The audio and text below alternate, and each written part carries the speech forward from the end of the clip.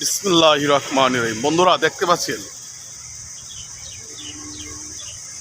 রাজবাড়ি, ঢাকা নবাবগঞ্জ শুটিংয়ে আসছে। নবাবগঞ্জ পুরা রাজধানী বুকে বাংলাদেশের মধ্যে নবাব পরিবারের যেসব সন্তানরা ছিল, যারা রাজকীয়, যারা ধনাঢ্য পরিবারের সন্তানরা এই নবাবগঞ্জে কিন্তু থাকতো।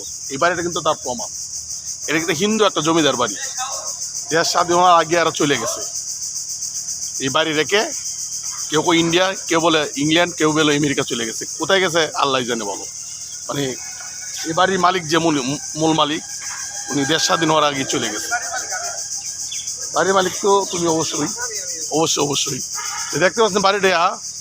মানে এই যে জমিদার বাড়িতে যারা আগে থাকতো, মানে এদের ভাবই দেখেন আলাদা, কত বড় এরিয়া নিয়ে থাকতো দেখেন বন্ধুরা। মানে আপনি চিন্তা করতে পারবেন না এরা যে কোন স্টাইলে চলাফেরা করতো আর কোন মোটিভে। রাজকীয় হালত এদের নবাব বাড়ি। নবাবগঞ্জ থানা, ঢাকা বিভাগ ঢাকা জেলার মধ্যে এটা নবাবগঞ্জ থানা। এই নবাবদের বাড়ি ছিল। এরকম জমিদার বাড়ি আরও আছে অনেক নবাবগঞ্জে, এবং ধনী মানুষরা, ধনাঢ্য পরিবার এই বাড়িগুলো করতো। যারা নবাবই ছিল, যারা জমিদার বাড়ি, যারা প্রচুর জমির মালিক ছিল, হিউজ পরিমাণ যাদের টাকা ছিল, এই নবাবগঞ্জে তারা বসবাস করতো। দেখছেন এই বাড়িটা তার প্রমাণ।